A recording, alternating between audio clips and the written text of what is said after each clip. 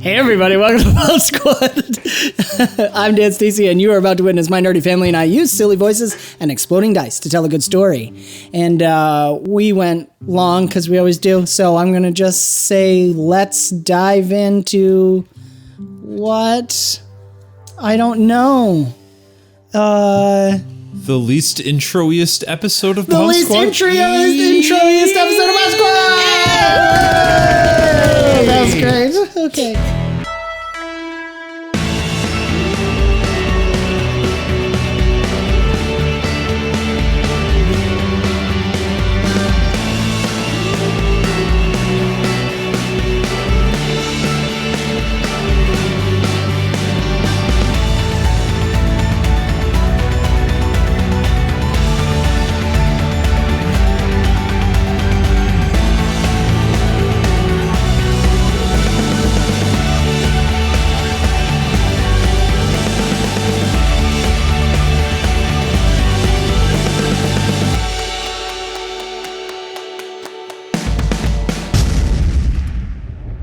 Oh my goodness.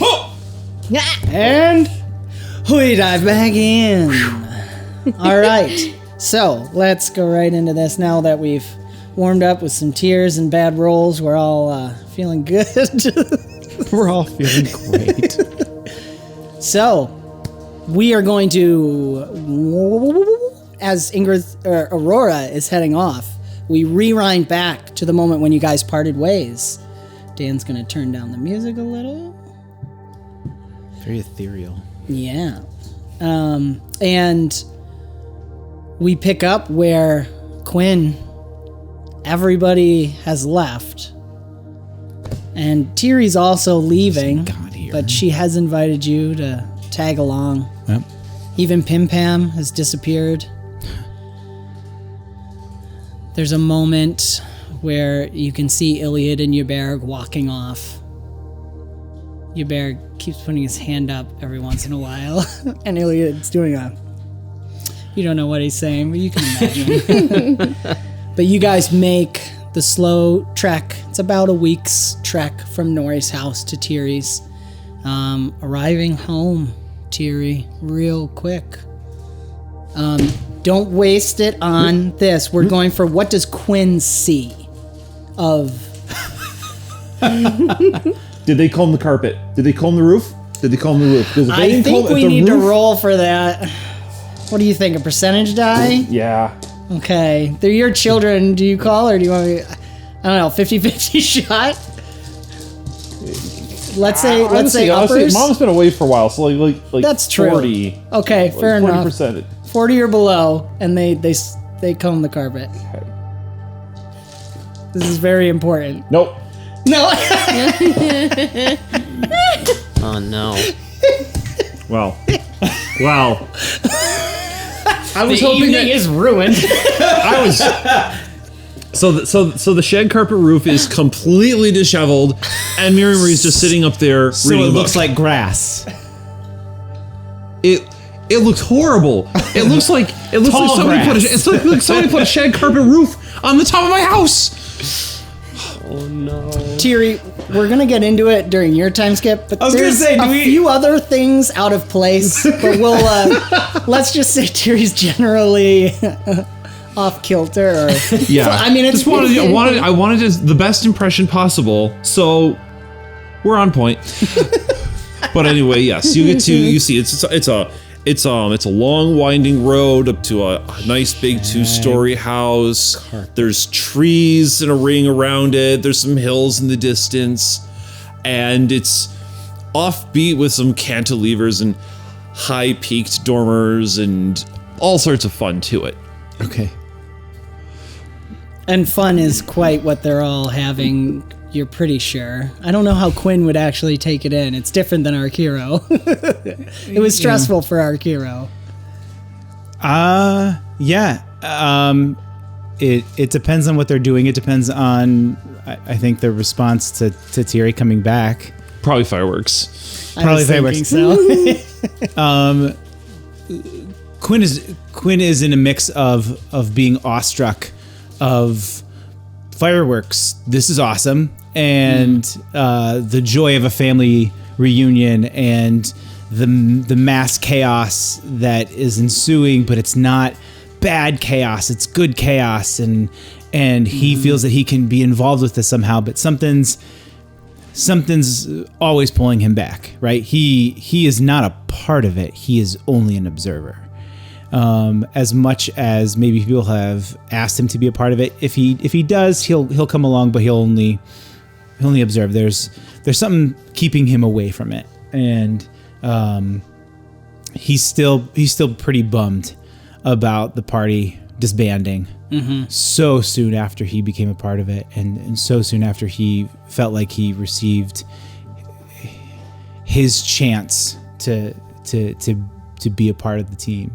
And with everything that ensued in Avicen, everything just feels unexpected. Everything just feels out of place. And this is really great. This is really cool. But he does feel a bit on the outside from it all. And I don't know how they would respond to him necessarily. He's probably the trips would lose their mind in fascination at your being half and half like that. So probably get a lot of attention from them in particular. Sure. The older kids are a little bit more distracted, but you'll still be doted upon with food, incorporated into the family pranks, rushed around from here and there to see whatever nonsense is happening. Cool. As though you just belong from day one, but it's okay if there's that disconnect as well. No one's going to call you out on the disconnect. Sure.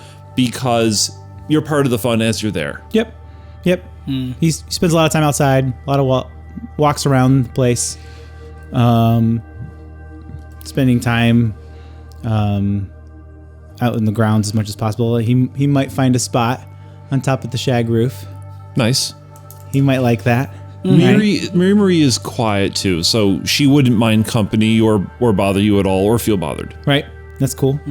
So he might like that aspect. Being able to look up and just see the stars, see the Vani, and when there's not fireworks going on. There's not fireworks going on. It's really awesome. It's quite awesome. No, sure. It really is. Yeah. And the stars do keep, well, especially I think the sunrise and sunset, especially. You're always there watching the sun, waiting on it, waiting on her. Yep. And I think there's maybe a week, maybe 2 weeks go by of this, something around there of this, just kind of being there and experience, because it's an experience. Sure. And everything's so much a new experience for Quinn too. But eventually the disconnecting becomes more tangible. Yeah. And you've noticed this larger, rather older gnome. You think he's a gnome? He kind of looks a little different. He's been walking around, kind of like he'll go off and walk the perimeter of the area doing something. And one day he catches you on the roof early in the morning, just before the sun's going to rise. And before you climb up there, he comes up and he says,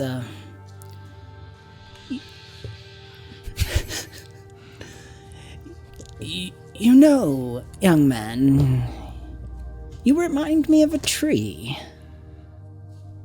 It's right over there, actually. I can't say I've heard that one before. Usually it's like a bug or like, I don't know, something on fire. But I never got a tree before.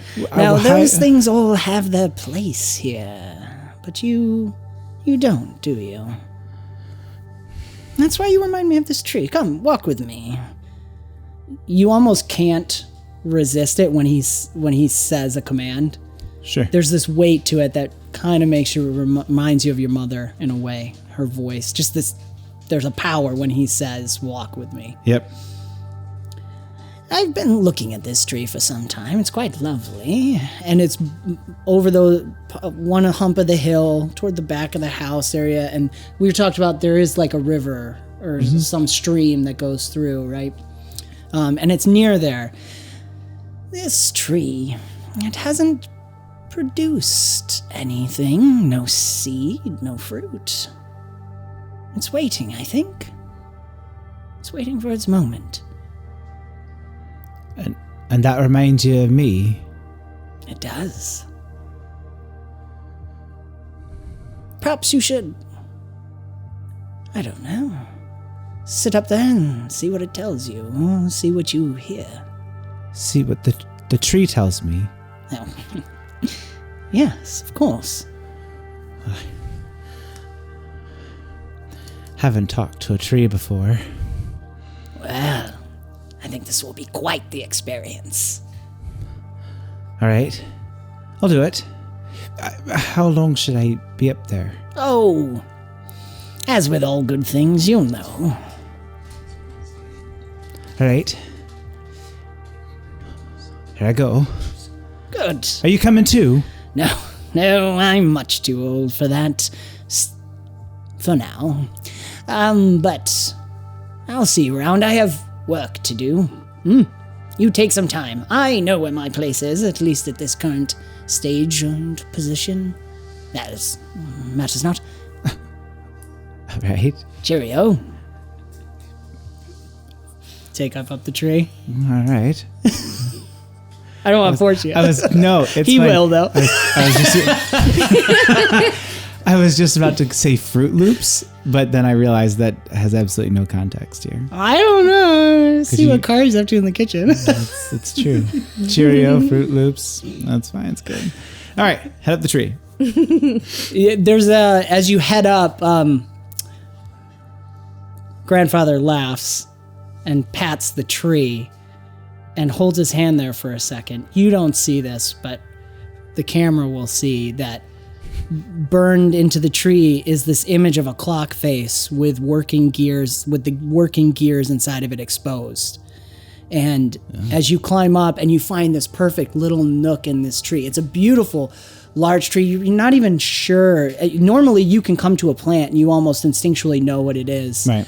And it just, it doesn't know what it is.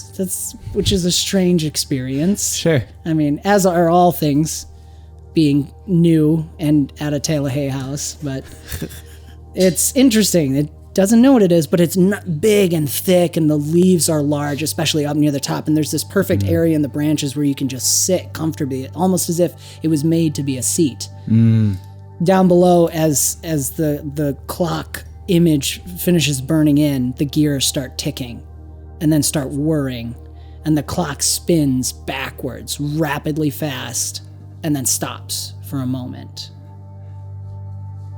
And that's when the sun rises. You have the perfect view as it comes up over the hills and over the house. And as the sun comes up, it's as if this beautiful blue morning glory is opening up. And you see your mother, arms outstretched, reaching for you, and you just feel drawn deep into a trance. She's in the tree or she's in the sky? She comes. It's more vision like. Okay. But as there's this like overlay of like as the sun's rising, it's almost like this flower is opening and she's coming out of it and coming and taking you. Okay, cool. Right. And you slowly fall into the slumber, and the burn mark of the clock starts ticking away. And of course, you don't know this as you enter into meditative sort of state, but Archelon falls point down at the base of the tree and starts heating up to impossibly hot heats.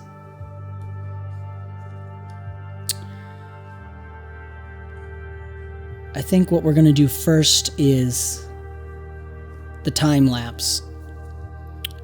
Over the year you spend in this tree, Yep. Holy moly. we're going to do a quick, it's like this wide shot of seeing the time lapse as Quinn, their sun's rising and setting, the moon's coming out, all kinds of chaos, which we'll hear about in a second.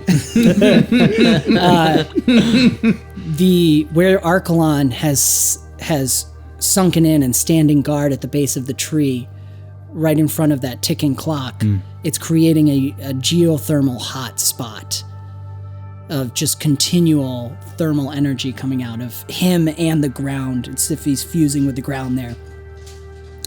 And the tree dies and then begins to petrify. And slowly the petrification encases Quinn into the tree, wrapping around him. So you and the tree petrified. And I like the idea as we time lapse this of gnomes, everywhere. What's happening around the general vicinity? So the triplets, at first they think it's hysterical. They're up in the tree, so they build tree houses over you, like a new one, like every week. So it's like up, down, up, down, up, down, and then they realize that the tree is starting to die and petrify. So they decide, because of all the heat from the sword, and so they try to like shield it off, and then realize that it might as well just be a boiler, and they pour some water in to get some steam power going, and then realizing this is basically an infinite power source, they could then hook up tools to this. So they begin to start constructing the most elaborate tree house that builds itself out and makes all sorts of tiers and lattices with a sort of an Eastern tile-y kind of set look in between rivets and steel, and then it kind of blossoms up these turnip-shaped towers so that we get the 𝒔𝒐𝒏𝒔𝒏 Mahal. 𝒔𝒐𝒏𝒔𝒏 Mahal. Legend point. Oh, There you go. Oh, that was fail. That was bad. Left hand. There it is. But inside all the towers are gears spinning and chains and clockworks that are spinning, because time works a little bit weird with this tree. So they can cheat the laws of thermodynamics just a little hair here and there and get some leverage and additional and a little bit of extra oomph out of all of their machinery, so they can build out this just beautiful, elaborate clockwork treehouse. All the while, Quinn and the tree perfectly still and petrifying. I like the idea too of every once in a while Ulysses walks up, he carries something really heavy for him, and then just stands there while they're and he's just standing still watching. He's the creepy thing in the movie. Yes, right. The creepy ghost thing that just stands there and watches. So as all of that is happening, we rush into Quinn and what he is experiencing. You actually get the experience of being a baby. You're a baby and you're in your mother's arms. And Quinn is going to get the childhood he never had. In this time, for Quinn, this is years he's experiencing. And these aren't false memories, they're not implanted memories. This is the gift of the clockmaker and the morning glory to Quinn. It's beautiful. Your mother, the All-Mother, takes on a humanoid form when she's with you. Her skin and flesh, they're made of like bark and dirt and vine. As you look at it, it's almost, if you just take it in as a whole rather than looking at the details of it, it's almost like a kaleidoscope of earthy bits, and it just makes this beautiful art across her. But her eyes, they don't have whites. There's dark green along the outside rim, and then this beautiful heavenly blue that has a center of just golden light that almost seems to shoot light out. And her eyes look exactly like the blue morning glories with that yellow center. Her hair is golden like wheat and goes down past her feet, and there's morning glory vines that are sprouting flowers always in bloom all through her hair. But if you are not looking directly at her and just catching her out of the corner of her eye, she's all kinds of forms. A lot of times you catch just the briefest shape of this golden-furred bohan female with the same blue eyes and this long mane of hair. But it's just out, and when you look back, you see her in her humanoid form. Or sometimes you'll look away and you catch a butterfly, or a hummingbird, this like blue hummingbird flitting around. Her face too always looks like, it's not quite humanoid, it almost reminds you of a deer. And every once in a while when you look away, it's just a deer out of the corner of your eye, and you turn and there she is smiling at you. You spend years growing up alongside your mother. What's some of the moments that occur? What are those key moments for Quinn? If Quinn was telling this story, he was telling it to somebody else. He would say that I remember, even as a young child, my mother teaching me how to talk to plants and animals. Even as a baby, she told me how to sit still and to listen, to see what they have to say, what they want, what they need. Animals were easy. They always said the same thing. Don't eat me, I'm going to eat you. Honeysuckle birch is my favorite color. Things like that. But plants were amazing. You could have two flowers sitting next to each other and they'd be totally different. One would heal you, the other one would give you light. And my mom taught me how to listen to them, again as a baby, and I remember that. And then as I grew older, my mom taught me to take those things that I had learned and the value of protecting those things. To protect myself. I didn't need to fight all the time. But to support others who could help me, or to protect me, but to protect others as they're protecting me, or sometimes it's better just to heal and to save than it is to fight. I remember one time that she threw me and a bunny rabbit in a cave of bears for 5 days. And they had just woken up. She had clapped her hands or did something, and they all woke up, and then she rolled a big giant stone in front and said, "Good luck." And so I was there with a bunch of hungry bears with me and this rabbit, and I had to protect it for 5 days. It was not easy. But at the end of that, we were all having tea together, and it was lovely, and I got really hungry, and so after we got out, I ate the bunny, but it was... I protected it while I was in there, and I think that was the more of the story, or I was supposed to do anyway. But it was important to know, even though I'm not the biggest or the strongest, I can help. And to help those, especially that can't help themselves. And that was important for me to learn from my mother. But the most exciting things was when I got much older. And my mom and I would watch the Ark Hero. It was so great to watch him. Over the years and over so many different iterations of him, he would study fiercely just as much as he would do war and battle. Sometimes he would win, sometimes he would lose, but he'd always come back. And it was beautiful. He was so good. He was so strong. It was so great to watch him. It was great to have a brother, and I looked very, very much forward to the day that I would go and meet him.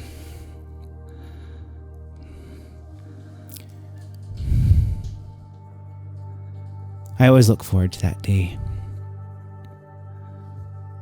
He was my best friend that I never knew.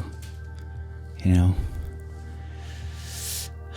me and my mother, we'd love watching him work. But I remember those things growing up. It was great. As you reach the age when the party has met you, and having watched the Ark Hero, your mother turns to you at one point and says, "You'd like to meet him, wouldn't you?" More than anything.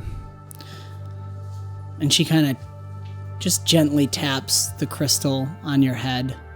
And you actually realize she's never touched it before. she'll rustle your hair and like, you know, play with your one dragon ear or something like that, but she's never actually touched the crystal. And when she does, it's that clear ringing note that you recognize. And in this moment, there's power behind her voice as she says, 2 brothers, now one. Great deeds be done, great deeds to dread. And she goes back to her normal form. It's almost like the Galadriel in Lord of the Rings, but not so terrifying. There's just this like growth. Was she trying to rip my face off? Yeah. Okay, not good. quite. Okay, that one. Okay, good. All right. Yeah. But there is that, I mean, even with the bear's story, there's this wildness about your mother. Sure. It's uncontrolled. She's an untamed. Yeah. Okay. He's always with you.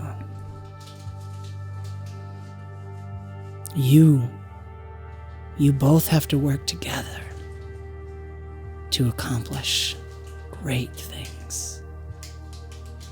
And I think it's in that moment you guys are kind of, most of the time you spend is in this field that's always shifting through different plants that are growing, but it's kind of home in a sense. The weather is always perfect there. It's the fields of the sun.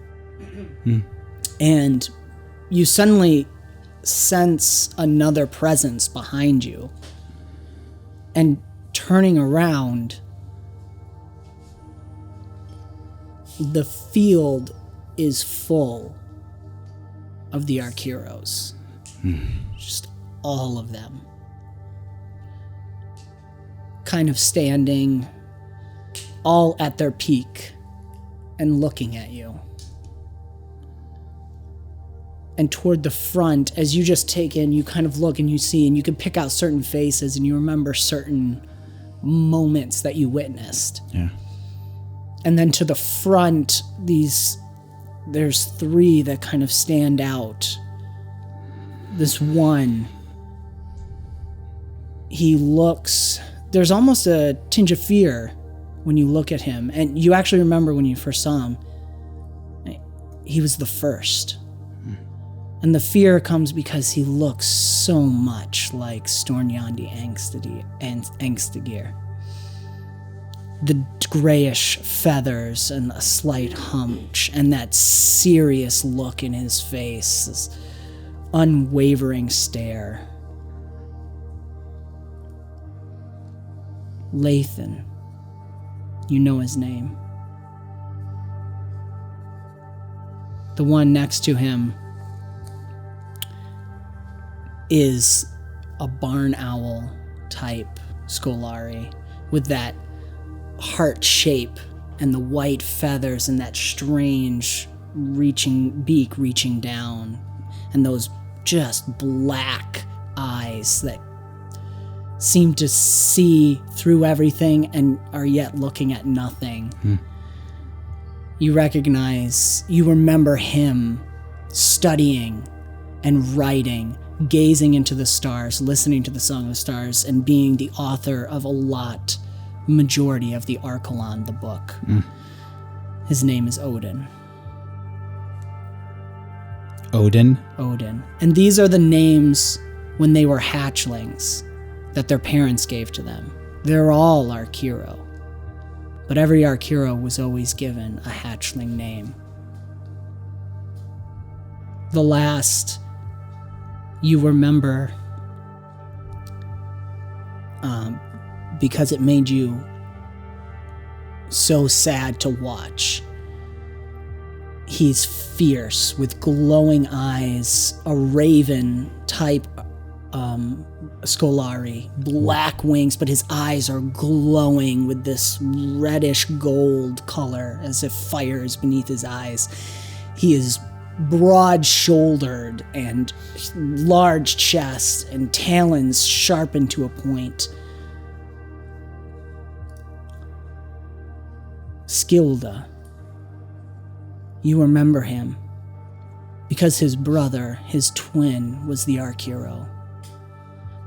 In the war of attrition, they battled against the servants of the Devourer, and his brother fell. And in the moment his brother fell, he became the Archero. It's one of the few times. And you know that the arch hero we, the party, know so well, the Edelstein stone necklace he bore, was the one that struck Skilda when he in that moment became the arch hero.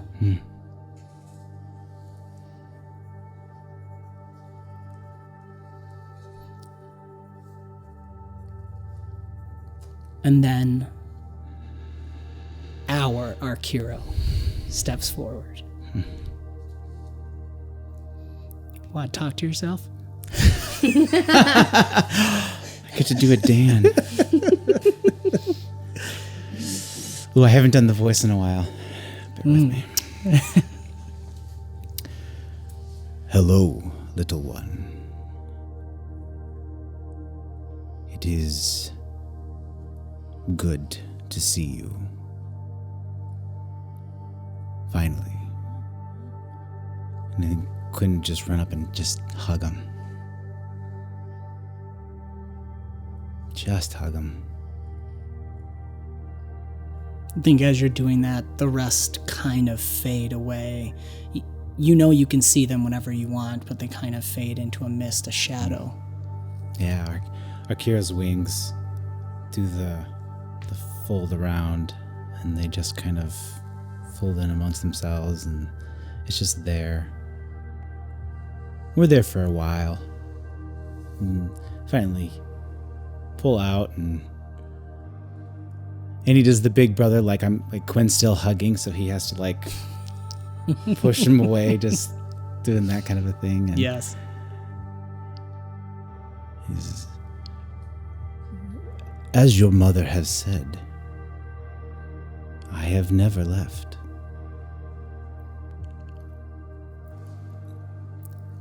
But I don't know where you're gone.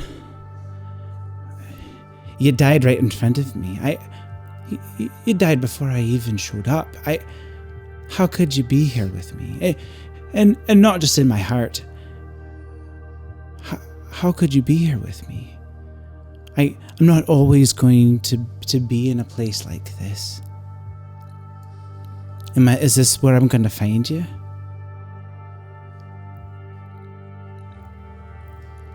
I am a lot closer than you think.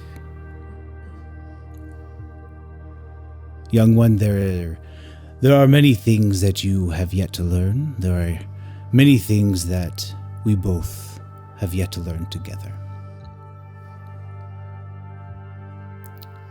But I hope, after all of these years, your mother has taught you that you are never alone, and you never will be alone. People change. Things change. Things unexpectedly change. But the mission stays the same. The support never leaves. Sometimes you have to search for it more than you'd like. But always know that it is close by. Always know that I am here.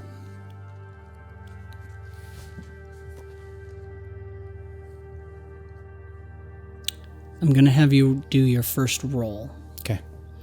And I'm going to have you roll Archelon's will or his presence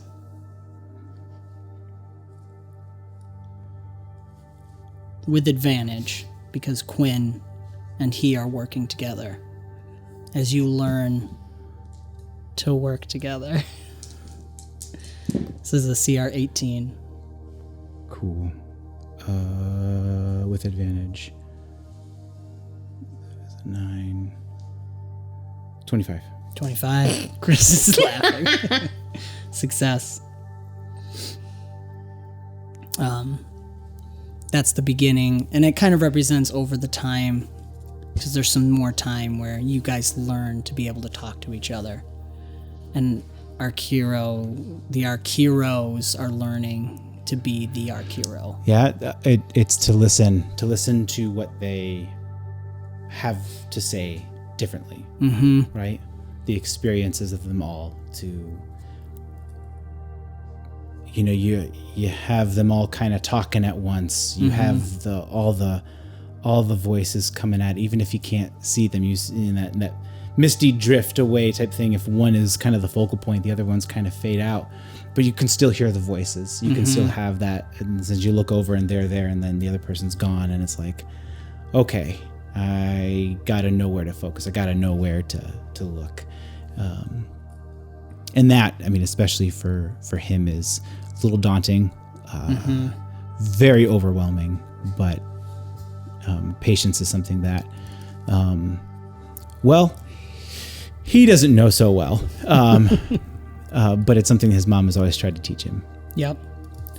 So I think now we'll go into part of the time skip, the different things that Quinn wants to ask his mother. absolutely is, and are the Arqueros there during this conversation at all? I think you can draw upon them if you want, Okay, as you're starting to learn, and this may be part of learning that. got it. Okay, Learning to focus in, to pick the voice of the Arquero that needs to speak. sure. Well, and you know what? I think this would transition nicely into being able to talk to the Arqueros and being able to ask the first thing that he would want to ask his mom is, what is the Archelon? What Yeah. is it? What does it mean to him?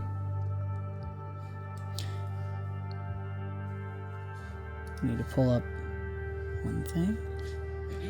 It's an infinite fuel source. That's what it is. There's a quick cut to the trips talking to each other, and one's like, "What is it?" It's an infinite fuel source. That's what it is. Oh, that's great. I'm just pulling up the thing. Yes. She looks at you, and again, there's that moment of power as she says, "Two brothers, now one. Raise up your sword." Sorry, hold on. There it is. I and my uncounted songs, his sword and strength, and his be mine. Raise up your sword, beloved one. Stand with me before the sun. The power goes away. She always takes a breath after it. You stand before me now, beloved, and he is your sword. You are each other's strengths. Two brothers, now one. I can only see down the stream, but it is no guarantee. But I knew you were meant to be together, and now that you are at last, great deeds be done. So let me get this straight. You mean the big giant thing that comes out of my forehead, that I swing around a lot and that protects me, is my brother, is the Arqueros? In a sense, yes. It is their power, it is who they are. They made a vow to my sister. And that is why he always comes back. But his time is nearing an end. Will I be able to talk to him like I am talking to him now? It will take time to learn, but yes, he also must learn to talk to you.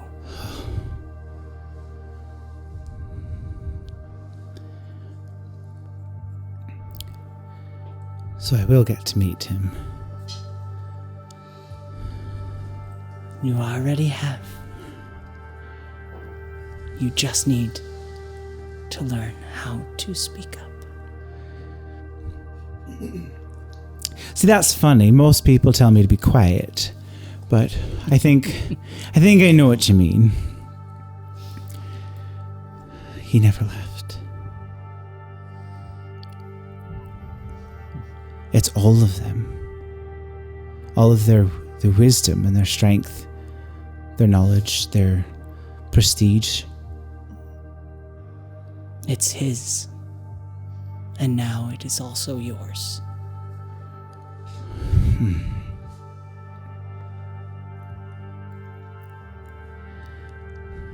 I hope I don't break him.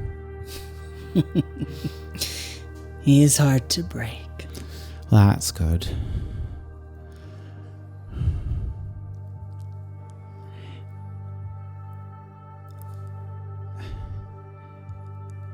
Mom, where's Dad? You see her countenance for the first time become sad and withered is actually the look. Her hair loses its glistening, the flowers half close, her eyes shadow over.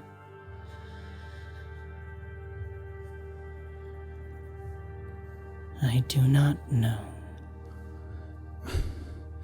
How does nobody know where he is? What? He, my boy, do not misunderstand him. He seeks ever to rise, and so he is always going. He is seeking. And again, the withering almost deepens a little bit. And I hope he finds what he seeks one day. Well, can we bring him back? Is there anything we can do to help him come back? Is there anything that we can do to help him find what he's looking for? Is there anything keeping him away? Is there anything I can do? Is that why I'm here? She softens up. Things kind of turn back. I am certain that if he can know you are here, he will come back. But it is not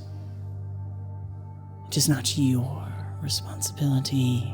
He must make that choice. Well, things are getting pretty bad. Does he know that? I don't know. He has gone into the void again.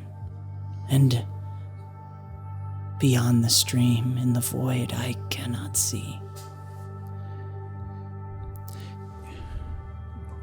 Do you think that all the darkness that is around, do you think maybe if it was gone, do you think maybe if it was gone, he'd come back? Do you think if I was to help get rid of it, he would talk to me? I do not think his love for you is bound to that. But you are bound to the destiny that the stream has fated for you, and you will face it. She looks off, and you can tell she's looking beyond what is before her. I would have of the days of old that he would return, and together with the others we would push back the darkness. But we already have. This party, our party, we already defeated some of them. Yes. It's already happening. Yes. It is already happening. But there is more to be done. Great deeds, my son. Great deeds. You have faced the servants. The master still remains. She spreads her hand across, and some of the wheat that's growing in the field right now kind of turns into water, and you see an image of the Prati area and the mountain, the great arm, 𝒂𝒂𝒅𝒂𝒂, behind it. Shadow grows over this land. The blight spreads, and even I cannot stop it. Something is rotten at the core, but it has not reached the heart. So we must stop it before then. Well, where's the heart? What's the heart? The Father's heart. Perhaps it is time. Uh-huh. Meta. I'm going to pull you into the vision unless there's any other questions you want to ask your mother right now. Nope. Okay. As you say that, all of a sudden the power comes back. Okay. You hear the crystal on the ringing of the Archelon, the crystal ringing, and she says, see now. And as she says that, the voice of Odin, the Archero Odin, also speaks with her, and he suddenly manifests before you. And your mother starts slipping away. And Odin continues, she cried as my head lifted up. This is an additional portion of the 𝒂𝒂𝒅𝒂𝒂, which has been added to your document. As my head lift up, shadow and flame did descend. Odin always holds this staff with a barn owl image at the end, and he points out as if he's looking at the scene he's describing to you.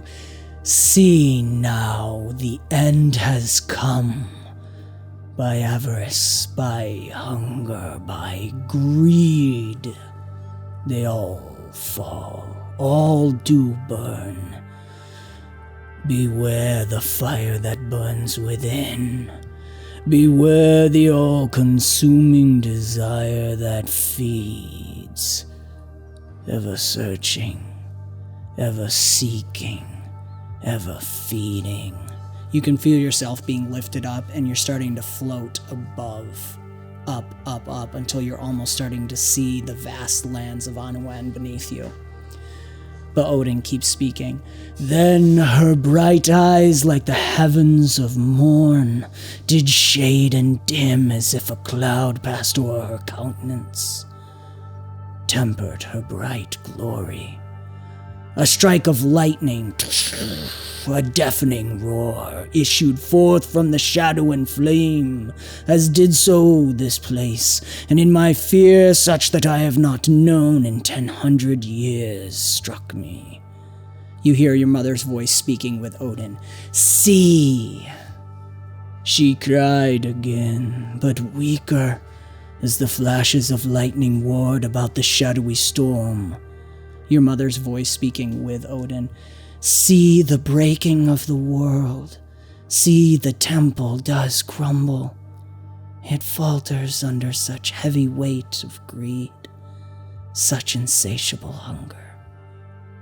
At first I could not see of what she bade me witness, for the tumult of fire and storm were too great.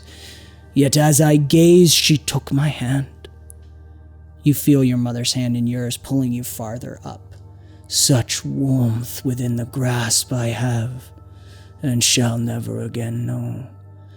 A shadow within the storm then did take shape. A great seat did form, the highest of thrones, and about it did slowly the great house Seta take shape, even amidst the flame and storm. Oh, how great its walls and mighty its foundations, the seat of our faith and hope. Yet against its great walls the flames licked, the winds did howl and blow, and bolt upon bolt of mighty lightning did strike, and you can see lightning striking, and this fire and shadow just consuming the house Seta, And then Odin transitions into the final portion of the 𝒂𝒊𝒏𝒂𝒔 that we've read before. And so I saw her words were true. And I think I'll say, the temple, once pure and perfect and strong, now torn asunder. Its very foundations crumbled. And it crumbles. You see the monster, the wolf-headed monster with the 5 vipers rise up, and you see Arkiro fighting with it, being swept up by the viper and stabbing at two of the viper heads. You can see your mother standing there beside your egg and calling out to him, and his body broken. You almost get a flash of actually seeing Arkiro being crushed at the same time. It's like you're seeing both images at the same time. And then you are taken up, up, up into the great abyss. And you hear your mother say again, "See now, my child, as I have seen. As he," and you get this quick image of all the Arkiros, "as he has seen. See now, see now." And as you get pulled up, you see a shadow and flame like a meteor come striking down into this great, beautiful island. And just instinctually, you know it's Nikeah, which was once the seat of your mother's domain. Crashes in, and just before it hits the ground, you see this young female Bohan standing at the top of this large bluff, holding a totem in one hand, and she's just watching in horror as the concussive force hits her and knocks her back, and you feel as if you're knocked back. You see horribly disfigured forms rising from the impact and wreaking havoc among the tribes of Nikeah, a mixture of Bohan and elves and men. You see 3 ships leaving the island amidst a tempest, and you catch sight. Even though you never met her, you know it's Minnehaha, as a young girl crying and reaching out for the same female Bohan you saw at the beginning of the vision, who stands at the shore, staying to face the tide. Coursing through the tempest past these 3 other ships is another ship, bathed in light that seems to be fighting the darkness all around it. You get glimpse of a smiling gnome with a large nose and great flappy ears and a plumed hat. And he holds a rapier in his hand and holds it forth, and you just feel like you know his name.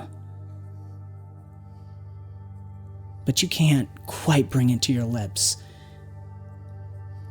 And he's shouting back against the horde of monsters, but you know, you get this feeling as if you can touch his heart, that he's left behind the biggest part of his heart as he faces the darkness. And he falters, but he has not faded. And then you are yanked rapidly fast to the point where you now witness Anwen as a whole. You see, and this is more vision-like, that you actually see the massive form of Daiatos, the first father, first to awake, first to heed the song, stretched across the firmament of the temporal realm with all the water, stone, and life of Anwen across his form.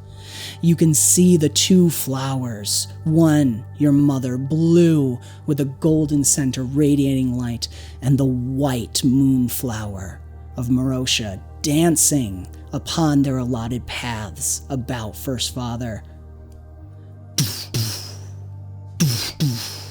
You hear First Father's heart beat, and you see the stream pour forth from him as blood and water.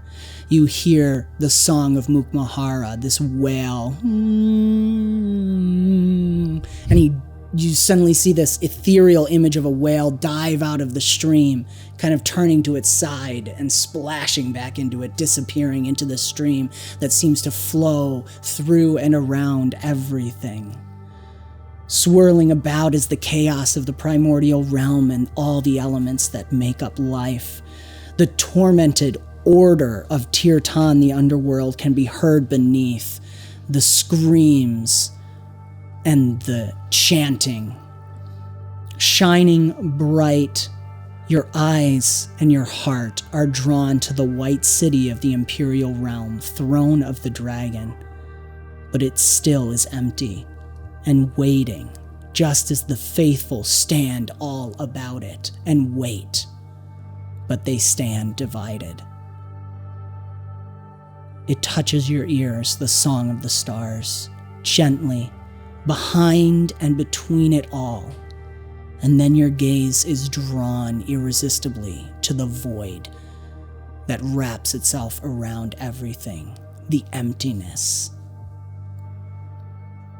And you hear your mother again as you feel your gaze drawn right to the edge of the stars, right at the edge of the void. There's an inky blackness within the nothingness that is the void. And your mother says again, more firmly, "See now. See what I cannot. Can you see?" I need Quinn to roll his prescience. And this is going to be an extremely difficult roll. So I just want to tell you, if you want to spend legend points, it's a CR 30. Oh my gosh. This is Okay. probably the hardest roll of the whole challenge. I give you legend points. Yes. Absolutely. You Give do me a have second. advantage from Archelon. You still feel him with you. Okay. So legend point spent. And Aurora added 1, so you're at 2. You're keeping an extra die plus 2. Okay. So 3 advantage total plus 2, and you get to keep one of those extra die as an extra. Okay. Okay. No. 26. 26. Okay. One more. That was really close. I gave Austin the hardest. How do you roll? The one time. It's better than 9. Nothing exploded. That's exploded. really cool, though. It was high, but it was nothing exploded. No, I'm joking about. There's a reason it's the hardest one. No, that's fine. You try now. Again, you're going. This is all going to happen. That failure will come up later. Sure. So you try to focus on the image, but it's as if there's rain falling over impure glass. It's distorted. You know there's something there, but you can't see it. You strain and strain with all your might to see, and finally you get the sense of cold and metal. And this otherworldly sensation. It's not moving in the dance. It is affixed to its spot. You feel drawn toward it. As you had tried so hard to seek it, all of a sudden it's as if it's pulling you. This strong wind comes rushing behind you, blowing you towards the void and towards this spot, closer and closer. You suddenly see beyond the stars. Everything is gone. You are in the nothingness of the void, and still it draws you irresistibly. You see into the infinite vastness of the void until a point of light that forms into a glowing humanoid shape that lies prostrate as if asleep. The face strange, no mouth, no nose, eyes closed. Then the fear sets in, and you suddenly see crawling across the body handprints from an invisible hand, oversized, massive, and yet scraggly in its fingers, almost claws, that handprint across the body, starting to speed up, and you're feeling that wind blowing again, blowing you towards it. Unadulterated, sadistic pleasure consumes your heart. And in that moment, a dark mouth opens wide to consume you. your mother grabs and pulls you back. You're rushing backwards. She's yanked you out of it. It's almost as if you were torn from something, as if you were ripped out of something that you were supposed to be a part of. Your last roll. Please roll fortitude or will for Quinn. Okay. He has advantage with Archelon. Unless you want to spin me an argument, this is basically to survive what's happening.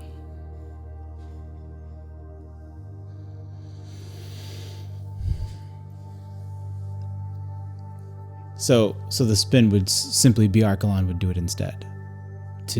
Okay. For the sake of protecting Quinn. Okay.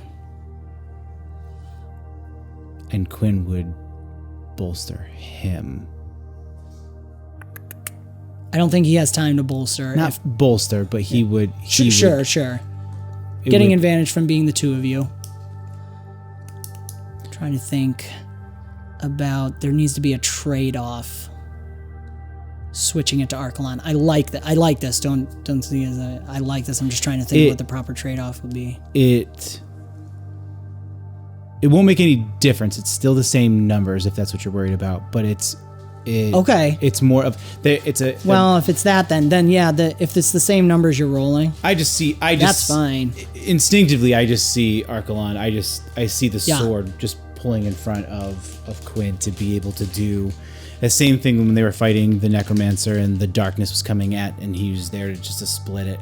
Yeah. And it's just that kind of a feeling. No, I like that. So I mean that's it. It's still the same rule. I don't know. If it I think matters. we're gonna say, yeah. I think you can maintain the advantage of Quinn assisting Archelon because Archelon has Sentinel and is a defend build. Okay. It makes a lot of sense. So, and again, spend legend points. So the CR is 25 on this one. Yeah. Ding. So in track, because that's It's 2. 1, 2, 3. 2 from me. And did you spend 1 on? Yeah, I did. you spent 2, so 4 total. And I'm I going to spent call Lucky on here because he is at the Taylahay household. Very cool. All right, let's see how the roll goes, and we'll see how Lucky Sure. affects that. I like that a lot. It'll be fine. Why? Why this one? 46. Don't question. You called not Lucky. dead. No. You called There's Lucky. the luck. All right, I will say Lucky's not spent yet, because somehow just you saying Lucky. Got it. Lucky makes the 26 an extra 4, and I get the 30 from the previous roll.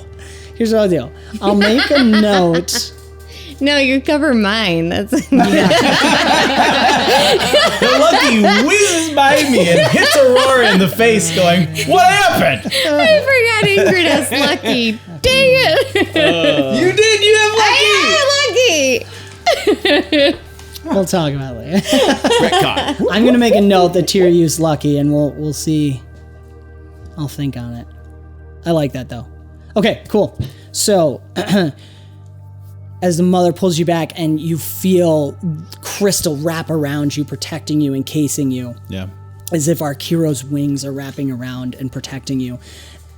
And then you break forth from it, and you just feel yourself falling. But now you're back in that vision state. Okay. And as you're falling, you almost get this third-person view. You can see yourself falling, plummeting towards Anwen. And there's this kind of twisting, breaking up image, and you suddenly see Brick, helmeted, falling, just like you, falling towards Anwen. And the All-Mother says, so it is you, stranger, the one who fell, of metal and bone, when I cannot see. Watch him closely, my son,